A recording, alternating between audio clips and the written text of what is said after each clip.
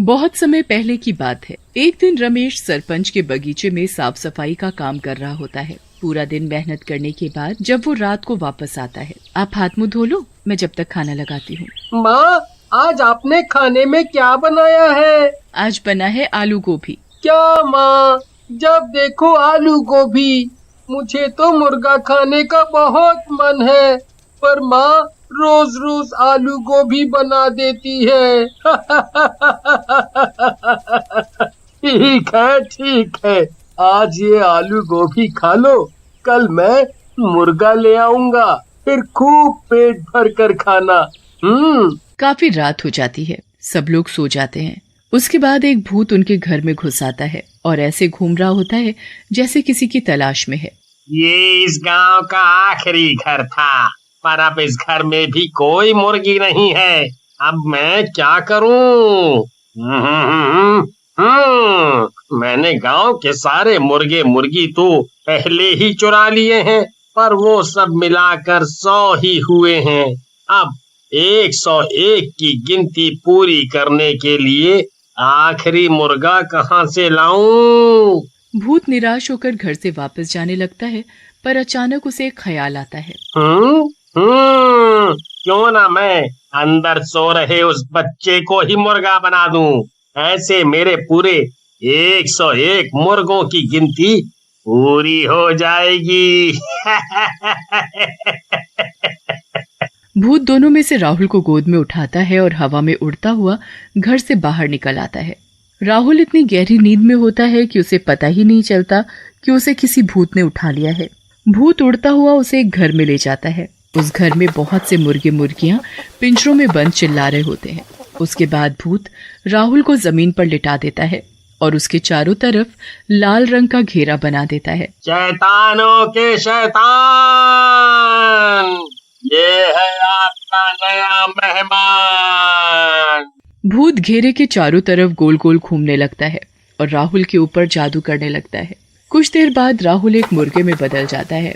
राहुल अपने पैरों की तरफ देखता है, पर उसके पैर तो पंजों में बदल चुके होते हैं।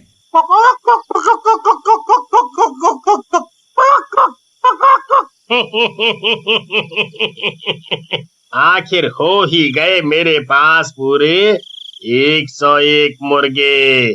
अब मैं कल से इनको गांव वालों को खिलाऊंगा, और जिस दिन ये सारे मुर्गे खत्म हो जाएंगे उस दिन मैं इस दुनिया का सबसे शक्तिशाली भूत बन जाऊंगा।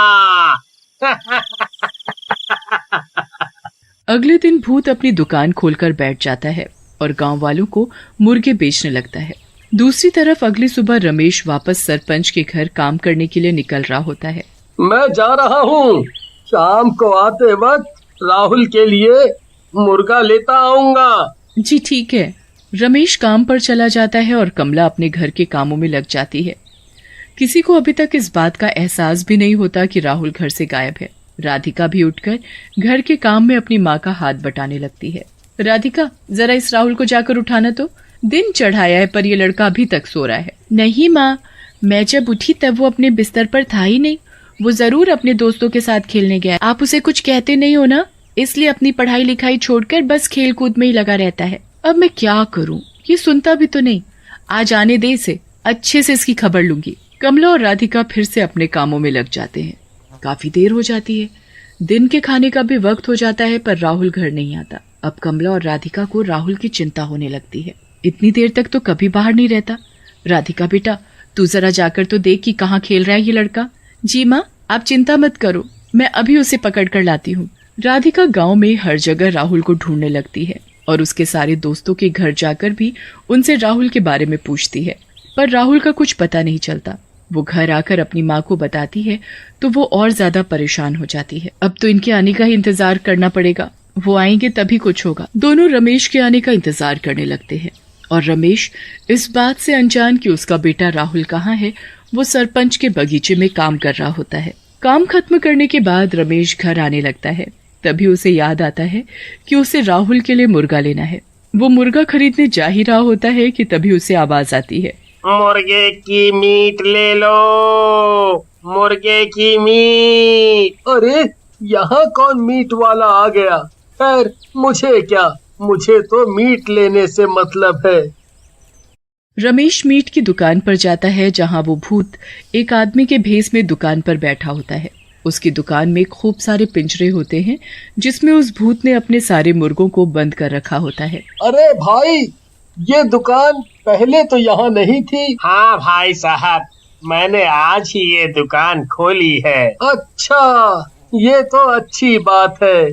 चलो, मुझे एक ताजा मुर्गा काट कर दे दो। आदमी के भेस में वो भूत सबसे पहले राहुल को ही पिंजरे से गर्दन पकड़कर बाहर निकालता है। राहुल अपने पापा को देखकर जोर जोर से चिल्लाने और फड़फड़ाने लगता है।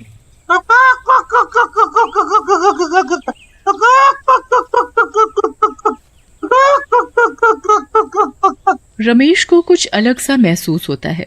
उसका बिल्कुल मन नहीं मानता कि वो उस मुर्गे को कटवाए। अरे भाई साहब, आप इसे काटो मत, मैं इसे घर जाकर खुद काट लूंगा। आप मुझे ये मुर्गा ऐसे ही दे दो। मैं काटूं या ये आदमी? मुझे तो इन सब मुर्गों की मीट इन गांव वालों को खिलाने से मतलब है। क्या हुआ भाई साहब, मुर्गा नहीं देना क्या? जी जरूर देना है भाई साहब। आप ये मुर्गा पकड़ो और घर जाकर ताजा ताजा काट कर खाना। रमेश उस मुर्गे को घर ले आता है। वो कमला और राधिका को ऐसे रोते देख हैरान होता है। क्या हुआ तुम दोनों को, रो क्यों रहे हो? राधिका सारी बात अपने पापा को बताती है। हे भगवान, ये कैसे हो गया? राहुल ऐसे कैसे गायब हो सकता है? अभी कुछ दिनों से मैं हमारे गांव में मुर्गे मुर्गी चोरी होने की बातें सुन रहा था, पर आज तो हमारा बच्चा ही गायब हो गया।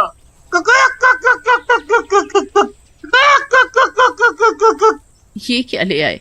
मैं तो आज राहुल के लिए ही मुर्गे का मीट लाने वाला था, पर पता नहीं क्यों जब दुकान वाला इस मुर्गे को काटने लगा तो मुझसे देखा नहीं गया, इसलिए मैं इसे जिंदा ही घर ले आया।